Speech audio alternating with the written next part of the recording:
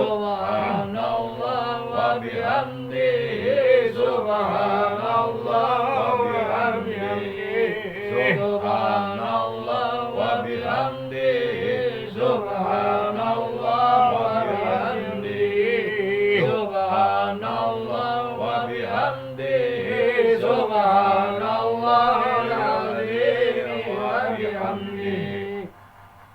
Allahumma salli ala habibika Sayyidina Muhammad wa ala alihi wa sahbihi wa sallim. Allahumma salli ala habibika Sayyidina Muhammad wa ala alihi wa sahbihi wa sallim. Allahumma salli ala habibika Sayyidina Muhammad wa ala alihi wa sahbihi wa sallim. Allahumma salli ala habibika Sayyidina Muhammad wa ala alihi wa sahbihi wa sallim. Allahumma salli ala habibika Sayyidina Muhammad. Al-Fatiha. أعوذ بالله من الشيطان الرجيم. بسم الله الرحمن الرحيم. الحمد لله رب العالمين الرحمن الرحيم مالك يوم الدين. إياك نعبد وإياك نستعين. اهدنا الصراط المستقيم صراط الذين أنعمت عليهم غير المغضوب عليهم ولا الضالين. آمين. اللهم صل وسلم وبارك عليه. Untuk acara selanjutnya, mari kita dengarkan nasihat atau tausiah dari pembina Padepokan Muhammad. Untuk waktu dan kesempatannya saya persilahkan. Izin ya. Assalamualaikum warahmatullahi wabarakatuh. Waalaikumsalam warahmatullahi wabarakatuh. Alhamdulillahillazi anzala ala abdihi kitaba wa lam yaj'al lahu iwaja. Asyhadu an la ilaha illallah wa asyhadu anna Muhammadan abduhu wa rasuluhu la nabiyya ba'dahu. Allahumma sholli wa sallim ala sayyidina wa habibina wa syafiina wa uswatina wa qurra'ainina wa maulana wa nabiyina wa nabiyuna Muhammad sallallahu alaihi wasallam wa ala alihi wa ala ahli baitihi wa azwajihi wa zuriyatihi wa ashabihi wa man tabi'ahum bi ihsani ila yaumiddin. Amma ba'd. Yang saya hormati sesepuh kita Ki Bagus Sajiwo, ketua kita Muhammad Iksan, sahabat kita Mas Sobirin, dan juga Bang Rusdi yang menggantikan tugas Bang Jainal sebagai kameramen ya. Dan mungkin yang lain yang tidak terlihat yang hadir ya. Yang saya hormati, saya muliakan ya. Puji dan syukur sama-sama kita hadirkan ya, kita hadapkan ke wujudiyahnya Allah Azza wa Jalla, kehadirannya Allah Subhanahu wa Ta'ala. Allah hadir itu. Tapi hadirnya Allah bukan dalam imajinasi, tapi harus meningkat kepada yang lebih terasa dan akhirnya menjadi lebih real. Kita kan biasanya kalau mengucapkan pujian ya, kan kalimat hamdalah itu kan ungkapan pujian, ungkapan mengakui, menyadari bahwa semua nikmat yang pada malam hari ini ya kita peroleh, yang kita dapatkan dalam suasana ketenangan, dalam suasana ketawaduan, dalam suasana kekhidmatan, kekhusyuan lah ya kan, kesadaran, rasa penghayatan ya kan. Malam ini kita diizinkan oleh Allah, digerakkan, disetting oleh Allah untuk kita kumpul dalam majelis, dalam suasana yang lebih hikmat. Biasanya kan agak umum ya kan, sekarang enggak. Ini semua merupakan gerak kehendak daripada Allah Azza wa Jalla. Dan dia hadir di tengah-tengah kita. Itu. Dan Allah pun mengingatkan seperti itu. Anta'budallah, kau beribadah kepada Allah. Ketika kita sedang ngaji kan ibadah. Zikir tadi ya kan. Zikir itu kalimatnya kalimat kosong doang yang kita baca. Ya kan? Itu. Apa terasa yang punya nama itu ada di tengah-tengah atau bersama kita? Ini ngaji yang kita utamakan di majelis atau di Padepokan Nur Muhammad. Bukan kalimat klise, tapi kalimat yang memang ada isinya. Karena kalimat itu kalau nggak ada isinya Cuma sama seperti anak kecil yang lagi ngoceh. Anak kecil aja masih ada isinya. Gitu. Walaupun isinya sedikit. Tuh. Ini gunanya kita ngaji. Jadi bukan sekedar memperbanyak pengetahuan, informasi, dalil, ya kan? Tapi isinya nggak diresapin. Kaburo maktan indallahi antakulu malataf. Allah nggak suka tuh. Gitu. Kualitas yang seperti Allah nggak suka. Kenapa? Karena nggak dicontohkan oleh Rasulullah Muhammad SAW. Nabi Muhammad itu 1 ayat turun, ya kan, 10 ayat turun, ya kan. Itu. Kenapa bertahap itu agar bisa diresapin, bukan sekedar dihafal. Ya kan? Baru bisa dihafal, udah main langsung didengarkan dulu itu bener-bener. Ya. Dipahami dulu, diresapin hingga menggerakkan kepada perbuatan itu. Ya, mudah-mudahan salam dan salawat kita disambungkan oleh Allah kepada junjungan kita, cahaya kita, baginda Nabi besar Kanjeng Nabi Muhammad sallallahu alaihi wasallam, kepada para keluarganya, ahlul baitnya. Ini ahlul bait itu perlu. Karena itu bagian daripada salah satu yang diwasiatkan oleh Rasulullah Muhammad sallallahu alaihi wasallam. Tapi jangan ngaku-ngaku ahlul bait. Bahaya itu, ya kan? Itu. Siapa tuh ahlul bait? Yaitu anaknya Fatimah, anaknya Ummu Kulsum, anaknya Ali. Karena Ali punya anak juga selain sama Fatimah. Tahu jelas itu. Anak Nabi nggak ada yang meneruskan keturunan anak laki-laki. Kan nggak boleh menyebut zuriat Nabi. Yang boleh ahlul bait Nabi Muhammad sallallahu alaihi wasallam. Zuriatnya siapa? Zuriatnya Ali, zuriatnya Utsman. Nah, itu boleh. Atau ahlul baitnya Rasulullah Muhammad sallallahu alaihi wasallam. Harus jelas itu hukumnya gitu, biar nanti orang tahu. Nah, itu makanya oleh Allah diingatkan. Nah, mudah-mudahan disampaikan kepada juga sahabat-sahabatnya, kepada umat-umatnya yang istiqomah menerima Islam lahir dan batin. Lahir syariat, batin tauhid, sampai ke arah Ma'rifat. Begitu. Tauhid itu ujungnya Ma'rifat. Ini tauhidnya yang dipotong nih. Nih, kajian tauhid yang sekarang dipotong, dipangkas gitu. Biar umat Islam tuh belajarnya nggak mentok sampai ke ujungnya. Gitu. Cukup mengenal Allah dari sisi namanya doang. Buat apaan? Namanya doang yang kita tahu, namanya aja yang kita pakai, isinya nggak tahu. Nah, itu kan namanya pembodohan. Memang belajar harus dari namanya dulu, nggak boleh langsung ke isinya, ya kan? Langsung ke sifat nggak boleh, langsung ke af'al nggak boleh, apalagi ke zat dilarang sama Nabi Muhammad sallallahu alaihi wasallam. Jangan kau pikirkan tentang zat, kau pikirkanlah tentang ciptaan. Maksudnya apa? Itu. Maksudnya itu belajar itu setahap demi setahap, tapi jangan berhenti cuma dinambah udah Baru tauhid namanya doang yang disembah, namanya terus. Hah? Wujudiahnya mana? Ya kan ada wujudiahnya lah.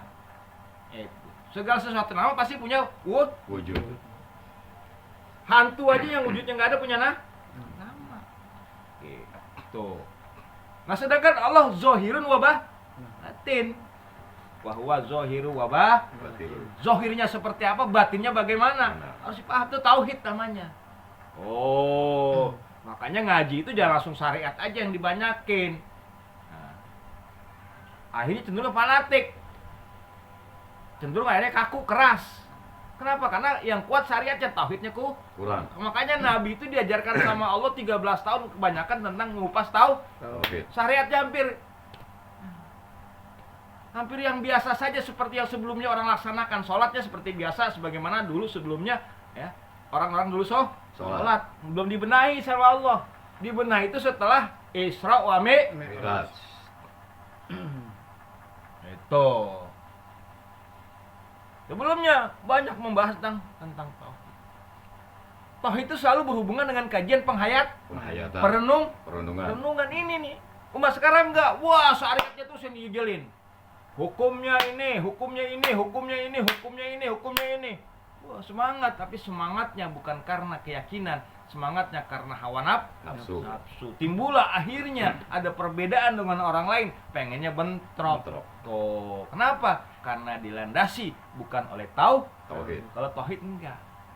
Kenapa? Karena syariat itu sangat berpengaruh dengan situasi dan kondisi masing-masing. Contohnya kalau kita sholat, ya kan? Itu. Kalau kita jadi sholatnya jadi imam berjamaah, jangan panjang-panjang bacaan kita, kasihan. Ada anak-anak, ada orang tua, ada yang lagi kurang sehat, ada yang lagi sibuk urusan yang memang tidak bisa lama-lama ditinggal, seperti pegawai yang di rumah sakit itu kan tugasnya penting. Tuh, pegawai yang mengatur keamanan di lalu lintas itu penting. Nah, macam-macam. Nah, ini enggak mentang-mentang mame kan kalau mau sendiri. Nah, kalau sendiri Nabi di rumah jangan ditanya sampai kakinya bengkak. Jadi tauhid ini kuatkan. Itu seperti itu. Tauhidnya mentok, jangan sampai di nama, jangan sampai di sifat 20 belum, itu baru tahap kedua sifat 20. Masuk ketiga af'alnya.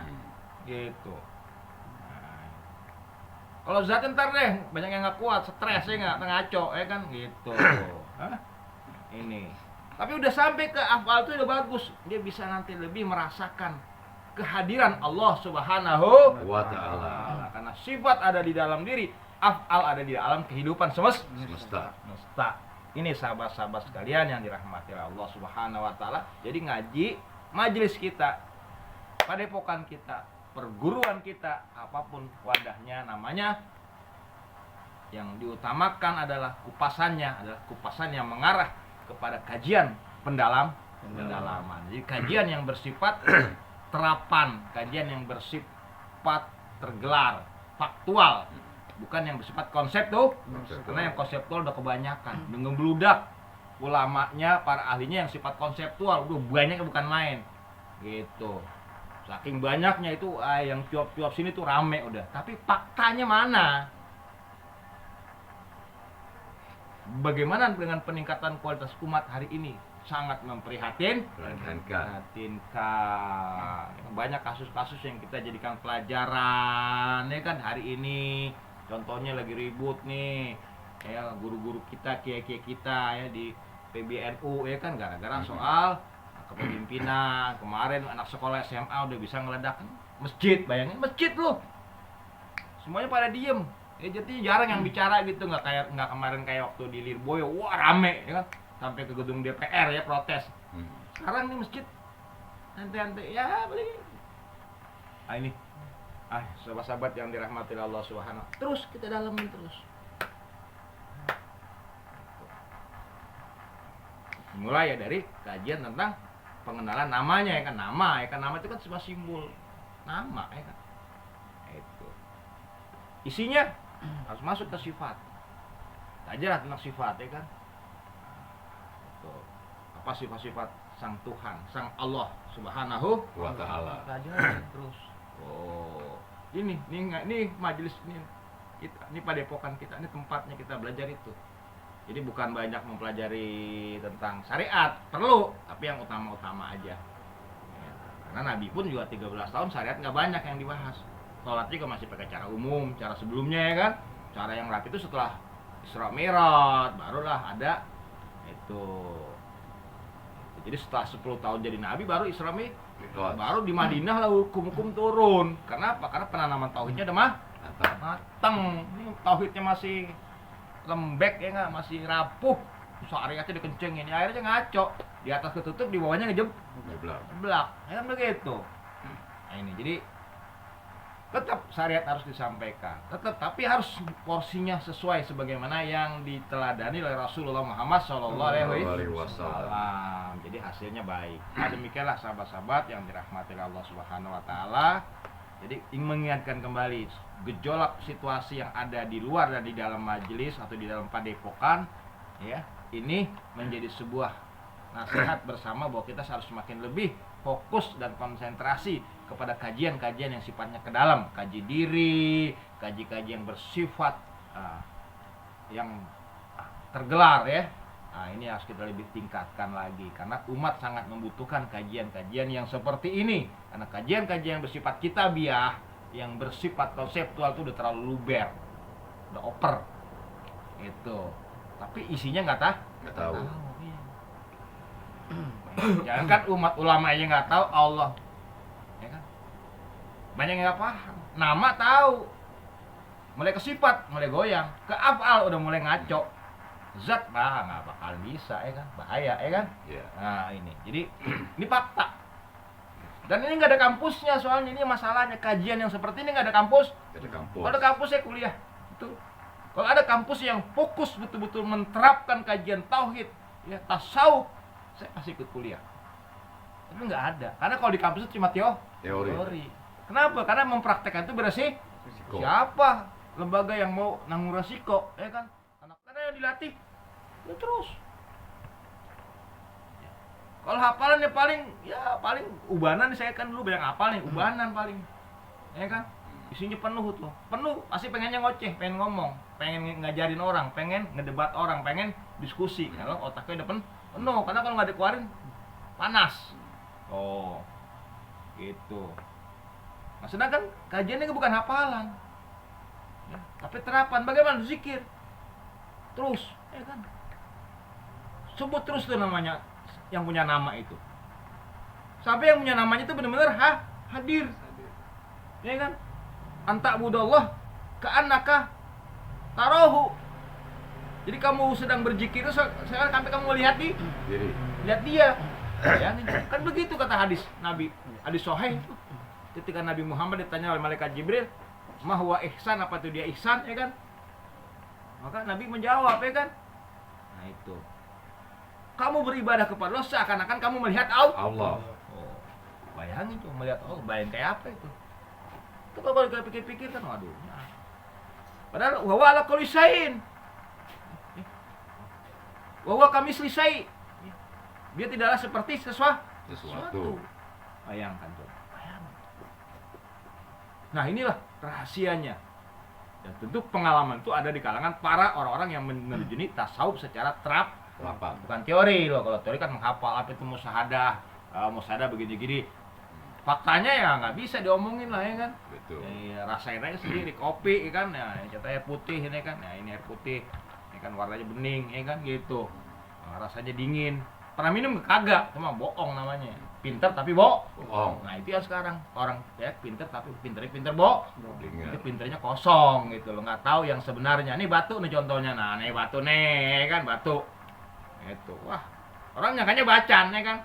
Tapi kalau orang yang pinter kayak Ki Bagus tahu, ini bukan bacan kata dia. Bacin. Tuh, sengaja saya pakai. Itu biar bedain tuh. Nah, orang yang tahu mana yang asli, mana yang palsu adalah orang yang tiap hari, setiap saat, setiap waktu dia selalu pelajari, dia lihat, dia perhati, bener gak Ki? Betul. Belajarnya, bener. Oh, wah, lu tahu. Wah, begitu. Itu. Kalau nggak dilihat tiap hari, nggak bisa.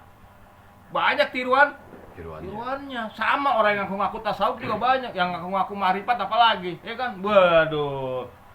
Ujung-ujungnya nepu lagi kan. Gitu. Yang kan begitu. Dia yang namanya oknum mah di mana aja ya kan? Enggak di tasawuf, enggak di syariat, ya kan? Enggak di majelis zikir ya kan? Apalagi di negara gudangnya paling banyak karena banyak duitnya ya kan. Iyalah, yang paling banyak ya di negara lah karena situ banyak duitnya. Makanya itu mah. Baiklah sahabat-sahabat yang dirahmati Allah Subhanahu wa taala. Jadi ini pelajaran bersama buat kita. Kita harus lebih banyak lagi belajar ke dalam. Karena yang mengkaji tentang kajian-kajian yang bersifat kitabiah ya, yang bersifat membaca, menghafal, menulis ya kan, udah tuh terlalu banyak. Nah, sedangkan yang mempelajari isi yang sebenarnya, sebanyak-banyak deh, ya kan? Allah aja deh pelajari satu. Waduh, kalau udah ini bisa sampai dia betul-betul mengenal Allah, itu udah. Kenapa? Karena awaluddin, ya kan? Awalnya agama itu adalah ma'rifatul, mengenal kepada Allah. Nggak kenal Allah berarti nggak kenal agama. Belum ada agama itu. Belum ada syariat itu. Belum ada akhlak itu. Yang ada pertama-tama dikenalkan kepada Allah Subhanahu wa taala. Alastu bi rabbikum, bukankah aku di Tuhan kamu? Bala syahidna, benar kami bersaksi. Bersahadah, bermusahadah. Jadi ruh kita dulu sudah pernah menyaksikan Allah Subhanahu wa taala. Menyaksikan sang Tuhan. Belum menyebut Allah dia, baru menyebut Tuhan. Apa sih bedanya Tuhan? Ya kalau Allah itu namanya, isinya Tuhan. Nih namanya Bakwan, nih Bakwan. Isinya apa? Rus isinya apa nih Rus? Toge ada terigu. Iyalah. Itu. Disebut bakwan karena isinya terigu, ya kan? Dikasih air, dikasih sayuran digoreng. Jadi bakwan. Tapi kalau terigu dikasih telur, mana yang namanya Allah, mana yang isinya Allah? Harus jelas. Itu aja jarang dipelajari, jarang diajarkan. Ya kan? Paling diajarin sedekah, ya kan gitu. Banyakin sedekah biar ustadznya pulang bawa amplop kan gitu. Nah, itu. Jadi ini yang akan kita kembangkan terus di dalam majelis atau padepokan kita. Karena umat sekarang ini haus akan isi yang sebenarnya tentang agama, tentang Islam. Karena isinya Islam itu ya ma'rifatullah itu. Usuluddin orang nyebutnya. Jadi kalau orang kuliah jurusannya usuluddin. Tapi itu kan kuliah teori. Baca dihafal. Bukan diterapkan gitu. Nggak ada karena itu beresiko. Gitu. Karena untuk bisa belajar mengenal Allah itu prosesnya sangat sulit dan sangat sebagaimana Nabi Ibrahim alaihissalam yang diabadikan dalam peristiwa haji. Jadi peristiwa haji proses di mana Nabi Ibrahim ketika ingin belajar mengenal, mengetahui tentang Tuhan, tentang Allah Subhanahu wa taala. Itu saja Nabi Ibrahim nggak dikasih tahu namanya. Belum dikasih tahu. Cuma dikasih tahu sifat dan af'alnya. Jadi tentang wujudiahnya Allah itu sampai kepada sifat dan af'alnya. Namanya belum, nama itu diturunkan setelah Nabi Musa alaihissalam. Karena banyaknya tuntutan dari umat, perkembangan zaman umat pada saat itu semakin besar. Pengen tahu, ini kok semuanya punya nama, kok Tuhan lu gak punya nama ya Musa? Gitu. Aduh, Musa ke Bukit Tursina, ya kan? Ke gunung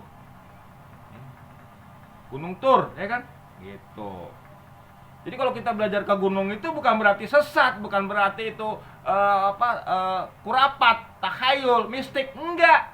Sejarahnya para nabi-nabi itu banyak di alam untuk bisa menemukan tentang Tuhan. Makanya dalam kajian tasawuf terapan loh ya, bukan teori. Itu pasti belajarnya banyak ke alam-alam yang penuh dengan misteri. Karena di balik misteri alam itu tersimpanlah misteri sang penciptanya, Allah Azza wa Jalla. Jadi kalau orang belajar tasawuf masih di kampus itu baru teori. Masih di tempat duduk itu masih teori. Kalau sudah dia mengembara di alam semesta ini, barulah dia mengkaji tasawufnya secara Kita buka kisah Imam Ghazali, kita bisa buka kisahnya Syekh Abdul Qadir Jailani rahimahumullah, ya kan? Semuanya mendapatkan ilmu ketika mereka sudah terjun ke dalam kehidupan alam Semesta. ke dalam kehidupan masyarakat. Masyarakat. Itulah yang dikatakan bersembunyi di balik yang terang. Terang. Dihidup di masyarakat seolah seperti masyarakat biasa, padahal dia sedang belajar untuk mengenal Sang Tuhan. memperdalam tentang tauhid. Tauhid. Ini sahabat-sahabat yang dirahmati Allah. Ini yang langka para kiai-kiai ulama-ulama kita, yang langka. Padahal itulah yang sebenarnya menjadi energinya, cahayanya untuk umat Islam. Oh, karena dari orang mereka lah akan mengalir energi ilahiyah, nurnya Allah, ya, yang tentu harus melalui Nur Muhammad Sallallahu Alaihi Wasallam. Itu kenapa saya pakai nama Nur Muhammad, biar orang jangan lupa jalannya harus melalui Rasulullah Muhammad Sallallahu Alaihi Wasallam. Nabi Allahumma sholli wa sallim wa barik alaihi. Demikianlah yang bisa saya sampaikan. Terus kita ngaji, tapi ngajinya mulai terus makin ke dalam program ke depan. Yang umumnya sementara kita agak tutup dulu. Kenapa? Karena mubazir, banyak mubazir. Gitu. Ya kan? Itu kita kasih Ustadz untuk bisa bicara. Nah, mulai goyang, ya kan gitu. Karena tauhidnya kurang. Baiklah, jadi saya pengen kita terus tingkatkan ini. Sehingga nanti ada jamaah yang baru. Itu udah kita tahu, nih kita ngajinya nggak kayak umum nih. Umum kan kan syariat fikih, ini enggak. Kita banyak mengaji pendalaman Tauhid. Inti begitu. Adapun selebihnya ya biasalah standar doa dan zikir, karena zikir itu salah satu jalan pertama untuk melangkah ke tahap kedua. Karena tahap pertama aja ada 4 tahap kan. Zikir johir, ya kan? Zikir khafi, zikir sir, ya kan? Sir alal sir. Oh. Ini baru zikir johir aja udah pada males, ya kan? La ilaha illallah ngantuk. Aduh ya lah. Enggak Rus. Zikir khafi apalagi molor taunya. Anda lagi zikir apa lu ngorok ke zikir. Ya gitu. Terus deh enggak. Karena sih belum masih baru ya kan. Baik itu aja deh yang bisa disampaikan. Mudah-mudahan ke depan akan lebih baik lagi dan tentu selalu baik ya. Cuma saat ini kita dengan adanya situasi-situasi ini Allah mengingatkan kebutuhan kita untuk meningkatkan kualitas ke dalam itu semakin lebih diutamakan pada kesempatan saat-saat ini, karena umat makin membutuhkan para aktivis-aktivis Islam itu yang memiliki energi spiritual, energi ilahi. Segala kekurangan kesalahan mohon dibuka pintu maaf yang seluas-luasnya. Allah wa'lam bishawab. Semuanya hanya Allah yang tahu tentang kebenarannya. Wa'afa minkum, mohon dimaafkan ya. Mari kita tutup dengan sama-sama berdoa kepada Allah Subhanahu wa ta'ala. Alhamdulillahirabbil alamin. Hamdan syakirin hamdan naimin. Allahumma shalli wa sallim ala sayyidina wa habibina. Rabbana zalamna anfusana wa illam taghfir lana. Rabbana wahai Tuhan kami, kami telah berbuat zalim. Amin. Zalamna anfusana, terhadap jiwa kami, terhadap ruh kami, nafsun kami ya Allah. Amin. Wa illam taghfir lana, jika Engkau tidak memberikan ampun kepada kami. Amin. Wa tarhamna, tidak iba kepada kami. Amin. La takunanna minal khasirin, kami akan menjadi orang yang sangat-sangat merugi. Rabbana zalamna anfusana wa illam taghfir lana innaka takunanna minal khasirin. Amin. La ilaha illa anta. Amin. Tiada ada Tuhan kecuali hanya Engkau. Inni kuntu minaz zalimin. Sesungguhnya kami betul-betul telah menjadi orang yang zalim. Rabbana fir lana dzunubana wa israfana fi amrina sabiqat. Amin. Rabbana fir lana Amin. walidaina wal qubur minal muslimin wal Amin. muslimat Amin. wa khas hazil Amin. qaryah. Amin. Fir lahum warhamhum wa'afi wa'fanhum. Amin. Amin. Allahumma taflana ababal khair, ababal ni'mah, wa ababal salamah, wa ababal Amin. rizki, wa quwwah, wa sihah, wa ababal jannah. Allahumma ja'al majlisina Amin. aminan wa salaman wa Amin. maghfuran wa Amin. mubarak. Rabbana hab lana min azwajina wa min dzurriyyatina qurrata a'yun waj'alna lil muttaqina imama.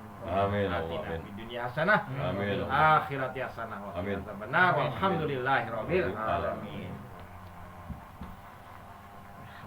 Mari kita tutup acara ini dengan mengucapkan hamdalah. Alhamdulillahirabbil